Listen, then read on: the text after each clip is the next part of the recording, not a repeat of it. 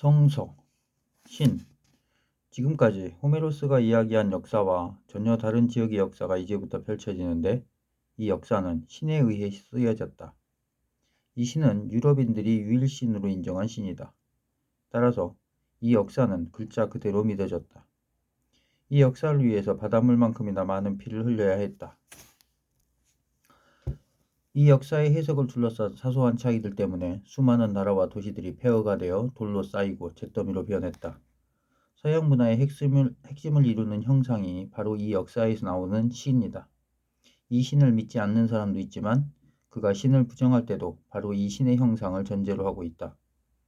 서양인은 신을 믿지 않는다고 말할 때는 제우스를 믿지 않는다는 뜻이 아니라 바로 이 신을 믿지 않는다는 뜻이다. 창조와 원죄. 우리 모두는 그 시초를 안다. 신이 원하는 것이 있어 말씀하시니 빛이 생겨났다. 이는 세계가 시작된 첫 번째 월요일이었다. 신은 그런 식으로 토요일까지 창조를 계속하셨다. 마지막 날 신은 거울을 들여다보시고 자신의 형상에 따라 하나의 존재, 즉 아담을 창조하신다. 그리고 아담이 심심하지 않도록 아담의 갈빗대를 뽑아 이브를 만드신다. 그는 아담과 이브에게 집안의 규약과 에덴 동산의 이용 규칙을 설명하신다. 너희는 모든 과일을 먹어도 되지만 선악을 인식하게 하는 나무라는 팻말이 붙은 나무의 과일은 먹어서는 안 된다고 말씀하신다. 왜냐하면 그것은 악하며 치명적인 결말을 낳기 때문이다. 그러나 이브는 이 말의 모순을 감지한다. 즉, 선과 악을 구분할 수 있다는 것 자체가 악하다면 이 말은 논리적으로 모순이 있다. 그래서 이브는 그 문제를 해결하기 위해 패러독스에 대해 일가견이 있는 뱀을 만나 조언을 구한다. 뱀은 그 말을 이데올로기적 비판으로 설명한다. 즉, 금지 명령은 반민주주의적이다. 그리고 죽음의 협박은 지배자의 지식만을 보호할 뿐이다. 그러니까 이브는 아무 부담 없이 선악과를 먹을 수 있고, 그러면 그녀는 신처럼 될 것이며 선악을 구분할 수 있을 것이다. 이로써 원죄의 개념으로 우리에게 잘 알려진 그 사건과 모든 결과들이 발생했다. 즉, 성과 부끄러움의 발견, 무화과 나뭇잎과 도덕의 발명, 낙원에서의 추방, 생계유지를 위한 불가피한 노동의 저주, 그리고 직립보행으로 의한 여성의 산도 협착화와 그에 따른 초산 및 난산, 어린아이는 장기간 속수무책으로 무방비 상태에 있어야 하며 특히 원죄의 주모자로서 여자가 떠맡아야 하는 기나긴 자녀 양육기간과 보편적인 이중 부담은 거기에서 생겨났다. 신의 법. 여기에서 이미 드러나는 것은 그리스인들의 하늘에 사는 복잡한 일가족을 이루는 신들에게서 볼 수 있었던 것이 이제 하나도 남아있지 않다는 사실이다.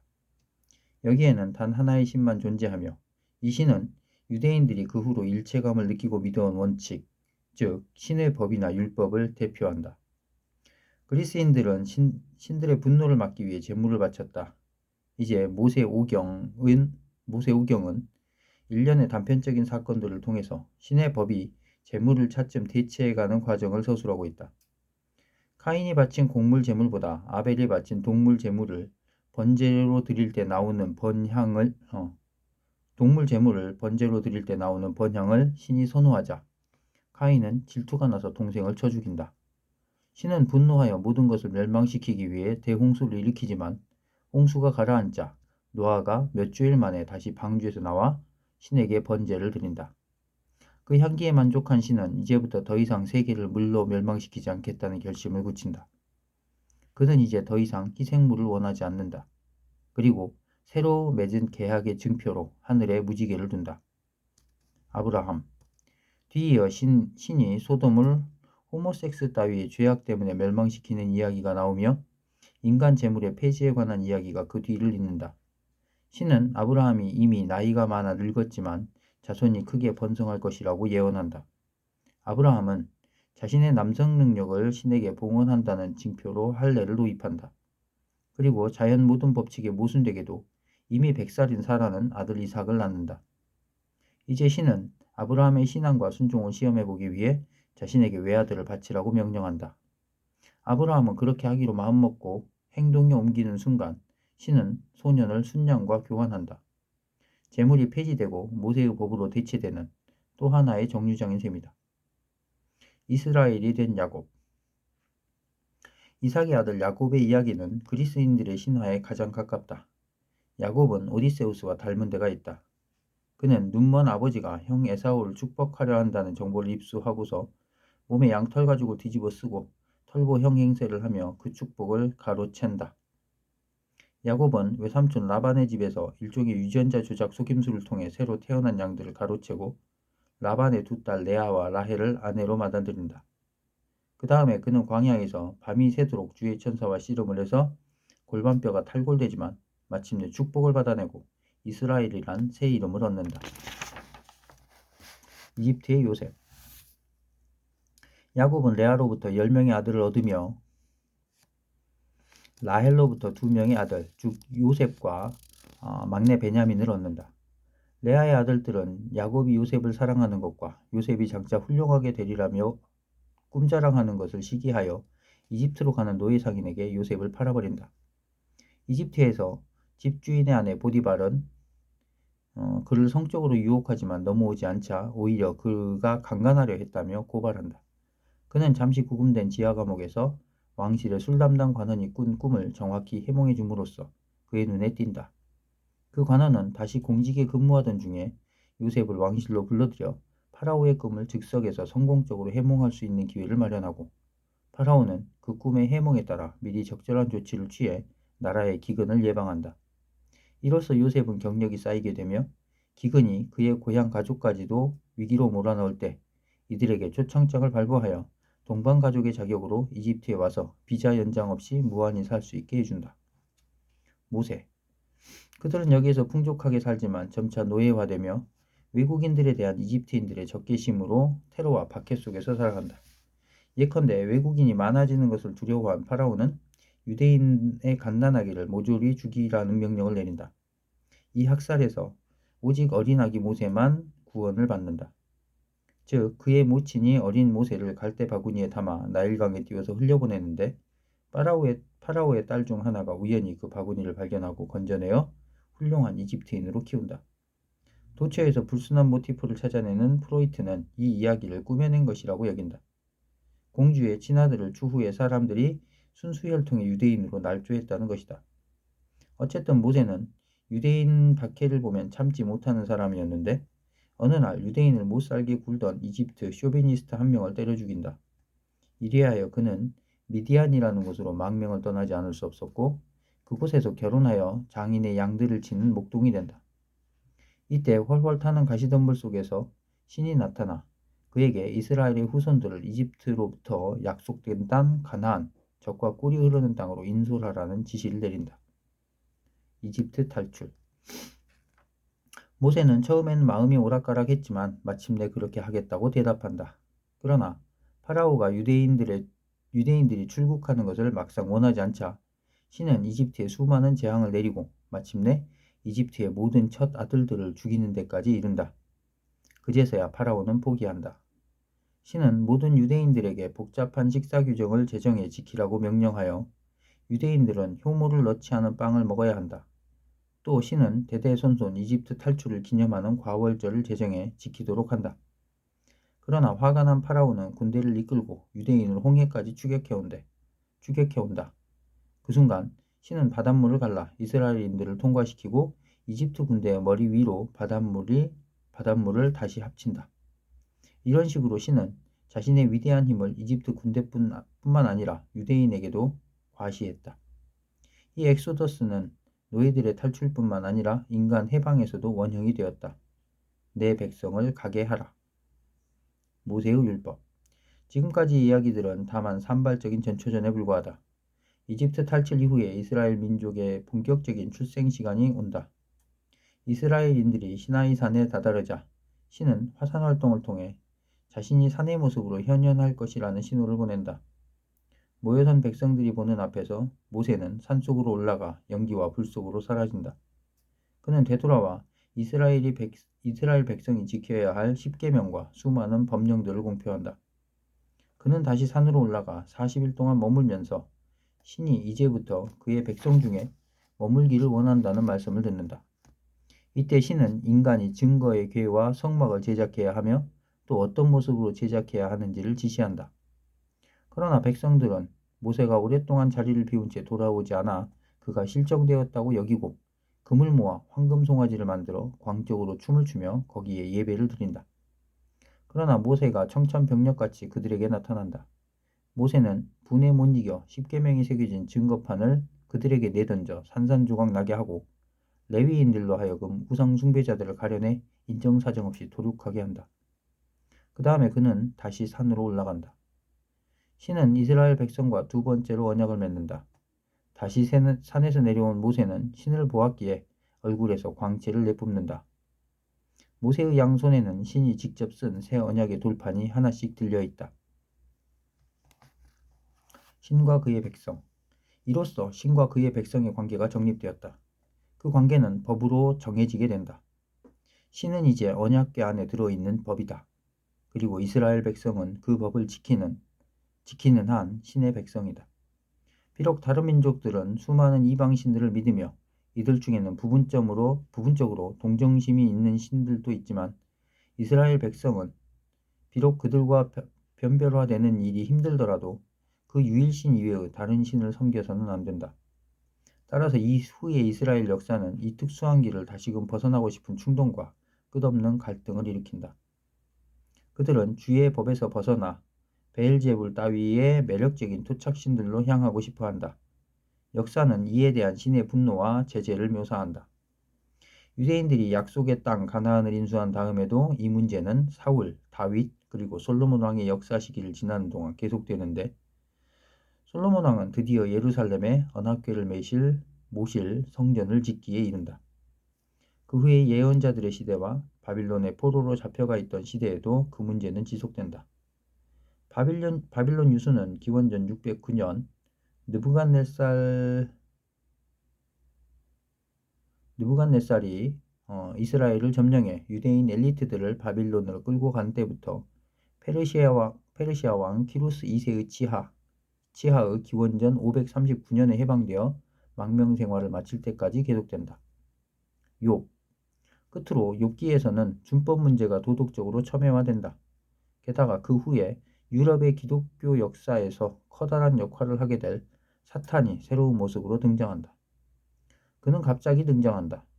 사탄은 에덴 동산의 뱀이었을지도 모른다. 하지만 그가 본 모습을 드러낸 것은 처음이다. 그는 파우스트의 메피스토텔레스처럼 말한다. 욥이 정직하며 하나님을 경외하지만 그것은 가진 것이 많아서 그런 겁니다. 그러자 신은 파우스트에서처럼 시험을 하기로 결심한다. 그는 욥의 경건함이 얼마나 진실한 것인지 사탄이 시험하도록 허락한다. 그래서 사탄은 욥의 자녀들을 모두 살해하고 소유물들을 폐물로 만들며 질병으로 그를 괴롭힌다. 욥은 우연의 장난에 한탄하며 신에게 자신이 고통받는 이유를 해명해달라고 요구하지만 친구들이 신을 비난하는 것은 종교적으로 옳지 못한 행동이라고 주장한다. 욥은 마침내 주님으로부터 이중적 의미의 칭찬을 받는다. 즉 악의 시험을 이긴 것, 악은 선을 이루기 위해 필요 불가결한 것임을 입증한 것. 욥이 공의로운 신관념을 고수하는지 확인하기 위해 그런 시험이 행해진 것인가? 신이 공의로운 존재로 머물기 위해서 그런 시험을 위해 사탄을 개입시켜야 하는가? 어찌되었든 간에 욥에 대한 시험은 이 세상의 모든 해악도 신의 공의를 정당화한다는 결론을 도출시킨다. 그 시험이 보여주는 것은 우리가 이 신관념과 더불어 유산으로 물려받은 것이다. 즉 역사는 법에 의한 지속적인 재판 과정을 의미하며 정당화되어야 하는 보편적인 위기 상태를 대상으로 하는 절차고 구원의 필요성이 내재하는 일탈의식이 늘 거기에 있으며 또한 그 절차의 확실성이 보장되어야 한다는 의식도 거기에 함께한다. 유대인과 기독교인 메시아로 등장한 예수와 더불어 쓰여진 나머지 역사는 이미 로마 시대를 배경으로 한다. 여기에서 기독교인들은 보편적인 사면을 위해 기존의 법적 정당성을 포기했다. 그러나 유대인들은 욥의 역할을 택했고 율법을 준수하며 공의를 주장하고 있다. 유대인들은 기독교인들이 도덕적으로 파산한 자들이라는 혐의를 머릿속에서 떨쳐내지 못한다. 기독교인들은 다시 인간을 제물로 바치는 일에 복귀했다. 예수의 십자가 처형을 통해서 인간 재물은 유대인들이 율법을 통해서 그리고 그리스인들이 비극의 미학적 형식을 통해서 폐지한 야만적인 것이었다. 세계사가 변증법적으로 발전하는 과정이라고 주장함으로써 법정의 권능을 다시 도입한 철학자 해겔과 더불어 기독교인들은 그 야만성으로 인해 벌을 받았다. 즉 이때부터 기독교도인들은 서로가 역사의 법을 위반한다고 뒤집어 씌우고 있으며 이리하여 그들은 인간 재물의 숫자를 세계대전을 통해 수백만 단위로 늘린다. 세계사가 세계법정이 된다. 고전적 고대 문화와 여가 그리스 우선 시대의 범위부터 확정하기로 하자. 여기서 다루는 시대는 대략 기원전 500년부터 300년까지의 200년까지다. 세계 정치사적으로 볼 때 이 시기는 그리스인들이 페르시아 대제국과 전쟁하던 시기이다. 기원전 500년부터 450년까지는 방어의 기간이 계속되며 이때 아테네가 부강해진다. 왜냐하면 아테네가 이오니아의 섬들을 단일한 무역제국으로 통합하고 페르시아의 공격으로부터 보호하는 역할을 담당했기 때문이다.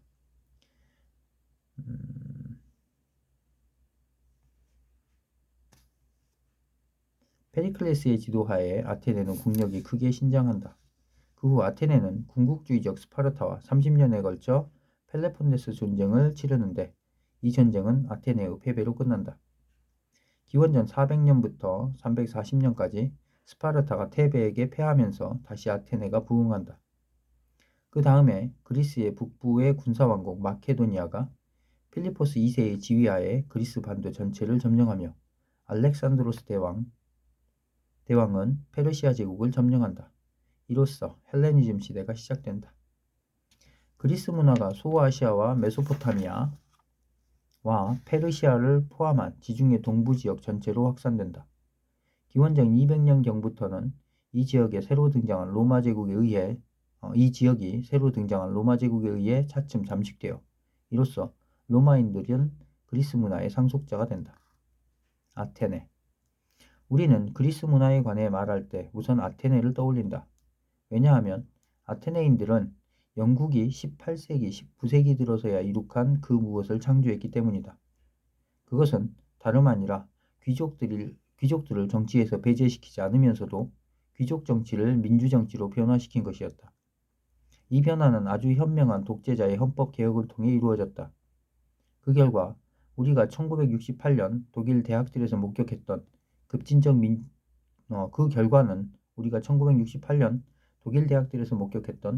민주주의와 아주 비슷했다. 이때의 대학생 수도 그리스 도시국가의 국민 숫자와 같았다.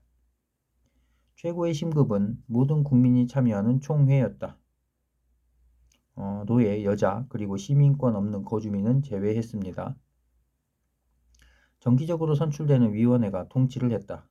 위원이 되기 위해 특별한 전문 지식은 요구되지 않았다. 모든 국민은 모든 관직을 맡을 수 있었다. 유일한 예외는 군대를 이끄는 전략가였다. 그는 경험이 있어야 했다. 전략가들은 페리클레스처럼 특히 영향력이 큰 사람이었다.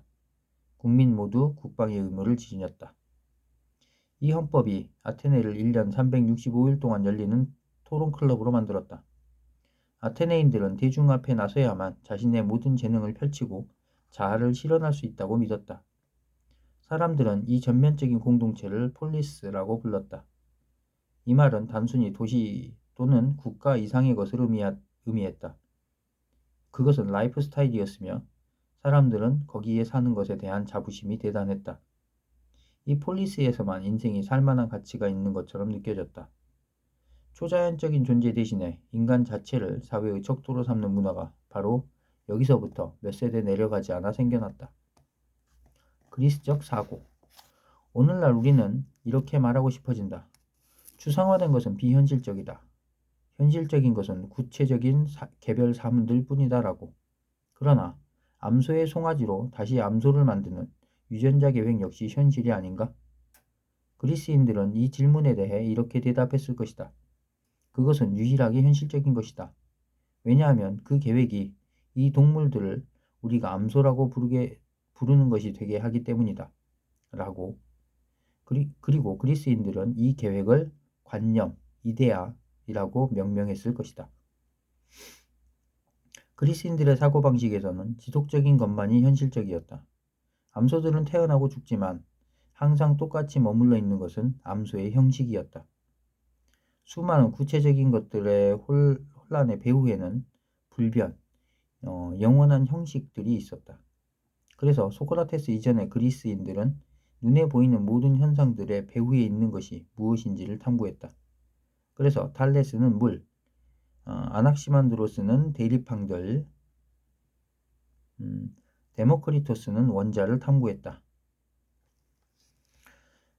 그렇다면 그리스의 문화를 이해하기 위한 열쇠, 그리스인들의 경험과 사고를 조직하는 개념, 현상들의 의미를 부여할 때 우선시되며 그 밖의 모든 것들이 종속되는 핵심 범주, 저절로 해명되는 표상은 무엇일까?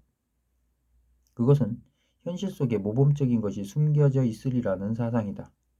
그리스인들은 현실 속에는 이 현실을 조직하는 계획과 기본 형식들이 내재해 있으며 이들은 간단하고 인식 가능하며 합리적일 것이라고 믿었다. 예술. 따라서 조각에서 그리스인들은 인물의 얼굴보다는 인간 신체의 기본 형태를 보여주었다. 그 형태는 정적이거나 동적인 모습, 이를테면 몸의 긴장을 풀고 쉬고 있거나 죽음과 사투를 벌이고 있는 모습이다. 그 어떤 경우에도 우리는 거기에서 인간 태도의 이상적인 기본 버전을 발견할 수 있다. 따라서 그리스의 조각품들은 후대의 모든 예술의 모델이 되었다. 대표적인 작가는 페이디아스와 프락시텔레스를 들 수 있다. 우거진 나무처럼 무성하게 자라는 듯한 느낌을 주는 중세 고딕식 성당과 그리스 신전들을 비교해보면 우리는 그리스인들이 벌써 현대 독일의 바우하우스풍의 기능주의를 선취하고 있다는 것을 금세 알 수 있다.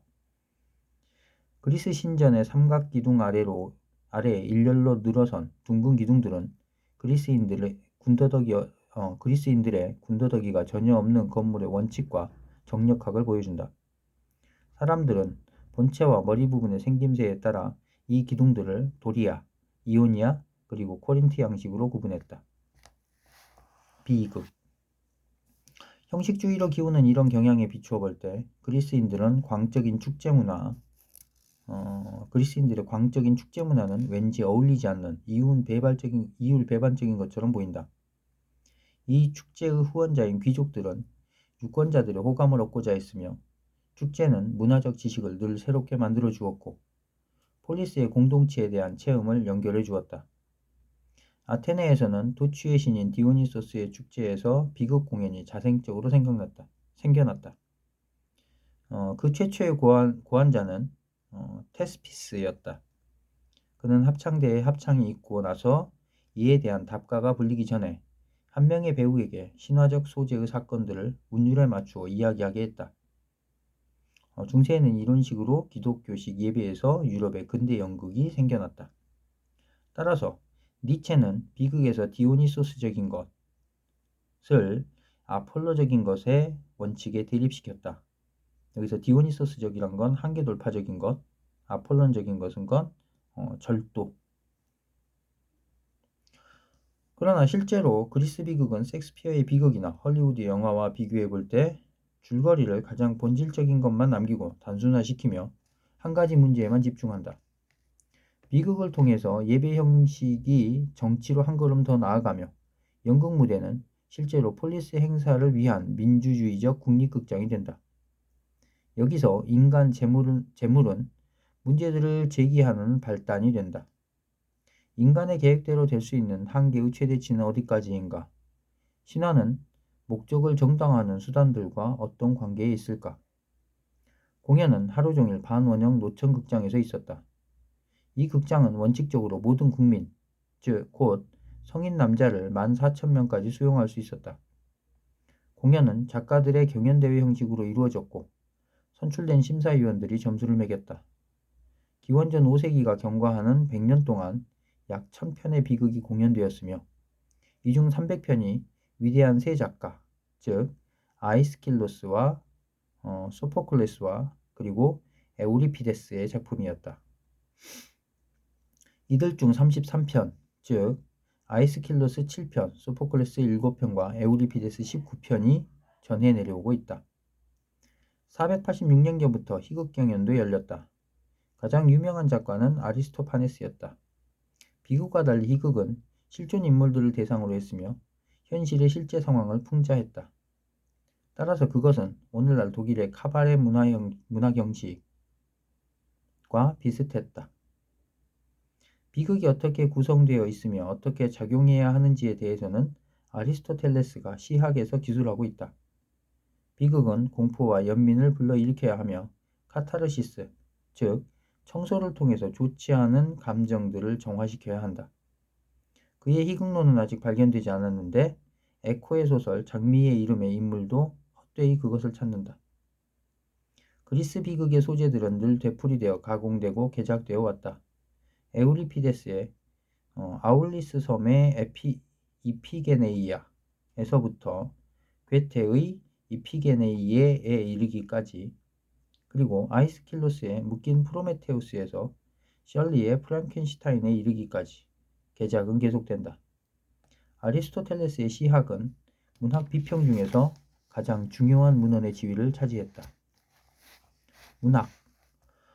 서양 현대문학의 수많은 형식들은 그리스 문학에서 생겨났다. 호메로스와 같은 서사 시인은 음유 시인으로 불린다. 서사 시의 과도기전 형식에서 비가가 생겨났으며 비가의 끝부분에 가서는 애수가 고조되어 상실감을 비탄조로 노래하므로 엘레지적이라는 문학 용어가 생겨났다. 아나크레온은 사랑과 삶의 즐거움을 노래하는 대표적인 서정시 형식이 되었다. 가장 풍부한 것으로는 찬가, 아폴론 찬가, 주신송가, 그리고 송시, 숭고한 대상들에 대한 격정적인 노래로 이루어진 합창 서정시였다. 핀다로스와 이비코스는 대표적인 작가였다. 또한 연극의 요소에 대한 용어들도 그리스에서 기원했다. 주연과 맞수는 비극의 주인공과 상대방이다. 주인공은 오만 때문에 고통을 겪으며 이로 인해 격정에 빠져드는 벌을 받고 비극적 반어를 토대로 해서 파국을 맞는다. 그 다음에는 반인 반수의 유희가 이어진다. 여기에서는 결실의 악마들이 말기와 남근을 달고 등장해 비극의 내용을 풍자한다. 비극의 반대 형식은 희극이다. 여기에서 무엇보다도 풍자가 이루어진다.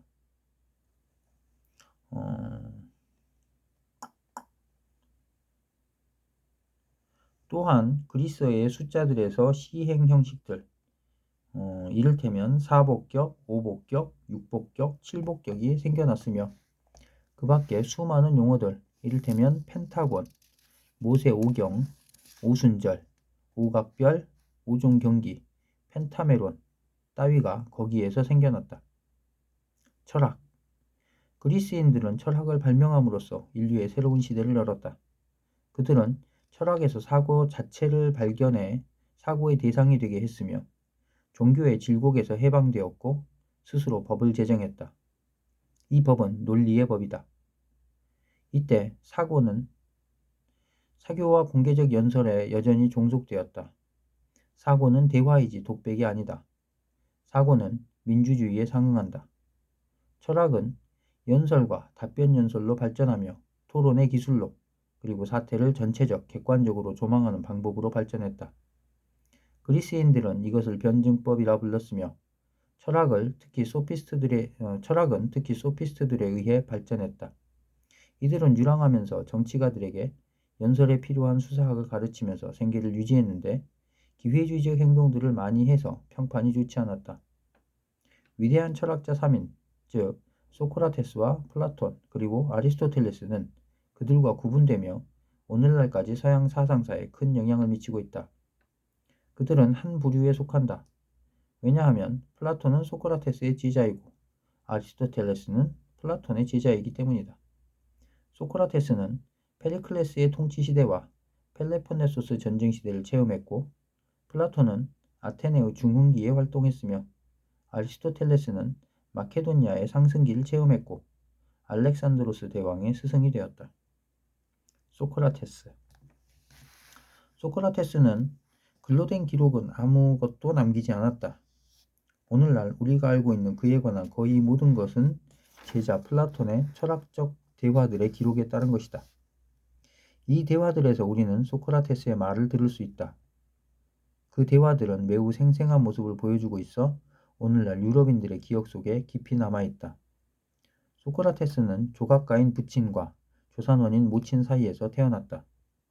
처음에는 자신도 조각가로 일을 했고 그 다음에는 소피스트가 되었으나 이들의 동업조합 규율을 위반하는 데 이르렀다. 즉 그는 능숙한 말재간을 전달하고 돈을 받는 것보다는 정치의 도덕적 근거를 밝히는 데 열중했다.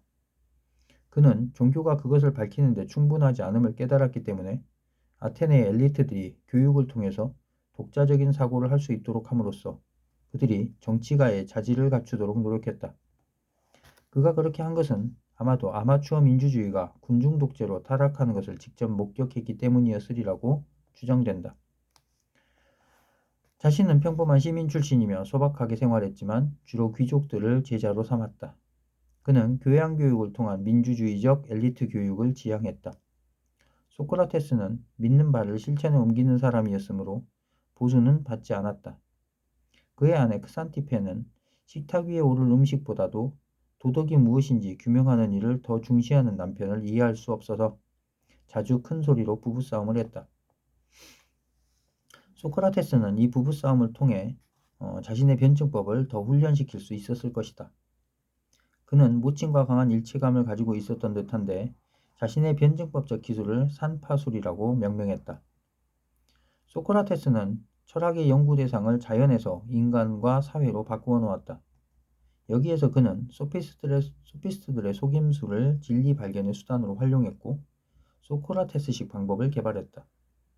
그는 상대방과 대화할 때 자신은 아무것도 모른 채 하고 확신에 차 있는 상대방에게 그 확신이 과연 얼마나 확실한지에 대해 물었다. 크리타스 씨, 조각가가 여기 조각품 앞에 서 있지요? 물론이지요. 그는 이런 자명한 질문에서 시작해서 그 다음에 계속되는 질문으로 상대방을 걷잡을 수 없는 모순에 빠져들어 비틀거리게 하여 완전히 혼란스러워지고 풀이 죽은 상대방에게 마침내 자신의 확신이 일종의 무지였음을 깨닫도록 만들었다. 이렇게 유도된 자기 파괴는 소크라테스의 반어로 잘 알려져 있다. 아이러니. 이 방법은 무척 스펙타클한 것으로 당사자의 마음속에 깊은 흔적을 남긴다. 또한 이 방법은 철학이 무엇인지를 선명하게 보여준다. 자명한 것을 낯설게 만들고 인지의 자동성을 깨 세계를 해체할 수 있으며 이로써 세계를 그거 논리의 통제하에 다시 건설할 수 있게 한다. 나중에 데카르트가 세계를 파멸시킨 회의의 바탕에서 다시 한번 그러하듯이 이것은 독자적인 사고가 탄생하도록 돕는 일이다. 이 대화들에 등장하는 인물들은 오늘날 우리에게 아주 선명하게 다가선다. 이들을 사귀고 싶은 사람은 플라톤의 향연을 읽으면 된다. 이 저술은 비극 경연에서 아가톤이 승리한 것을 계기로 베풀어진 주당들의 주연에 관한 보고서이다. 이 주연의 참석자들 중에는 아가톤, 아리스토파네스, 파이드로스, 파우사니아스, 그리고 소크라테스도 끼어있다. 분위기는 호모섹스적으로 무르익는다. 호모섹스는 소년에 대한 동성애였는데 그리스 지식인들 사이에서 사제지간의 정신적 교류의 일부로 유행했답니다. 또한 공동의 화제도 사랑이다. 사람들은 신과 인간 사이의 중개자로서 에로스에 관해 말한다. 아리스토파네스는 본래부터 남녀 춘이었던 상상 속의 구형 인간에 대해 말한다. 신들이 이들의 오만함을 징계하기 위해 몸을 둘로 갈라놓았고 에로스만이 이들을 예나 지금이나 다시 합칠 수 있다는 것이다. 그 다음에 소크라테스는 사랑에도 단계가 있다는 철학적 주장을 펼친다. 사랑은 관능에서 시작해 아름다운 영혼과 지식에 이르며 신적인 불변의 신비까지도 동참할 수 있다는 것이다. 이 플라토닉 러브는 후에 기독교의 사랑과 결부되어 유럽사에 큰 역할을 하며 르네상스 시대의 이탈리아 피렌체에서 다시금 일깨워진다. 그렇게 향연이 계속되던 중에 갑자기 만취한 알키비아데스가 시끌벅적한 패거리를 이끌고 들이닥친다. 사람들은 그에게도 자신의 사랑관을 한번 피력해보라고 종용한다. 그러나 그는 소크라테스를 향하여 일장 연설을 늘어놓으면서 에로스가 바로 소크라테스의 모습으로 환생했다고 주장한다. 사람의 마음을 흘리는 소크라테스의 연설은 모든 사람을 불가항력적으로 그를 사랑하게 매료시킨다는 것이다. 그 다음에 소크라테스는 사람들의 관심을 아주 다른 것으로 돌려놓으며 사랑을 철학으로 고양시킨다는 것이다. 소크라테스의 모습을 이처럼 생생하게 묘사한 것은 이 대화물고는 찾아보기 힘들지만 이에 버금가는 모습이 그의 죽음에 관한 장면에서 다시 한번 확인된다. 그는 후대의 많은 위인들 역시 그와 비슷한 운명을 겪듯이 청소년을 타락시키고 옛 풍습을 거역하도록 사주한다는 죄목으로 고소된다. 그는 법정에서 자신을 변론하지만 하비부 판사들의 과반수가 약간 넘게 찬성 투표를 함으로써 유죄 판결을 받게 되고 그 다음 절차로 그리스의 관례에 따라 자신의 형량을 스스로 제한할 수 있는 단계를 맞는다.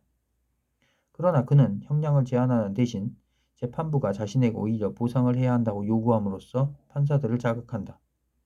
판사들은 자신들이 조롱받았다고 느끼며 이번에는 대다수가 그의 사형 판결에 찬성한다.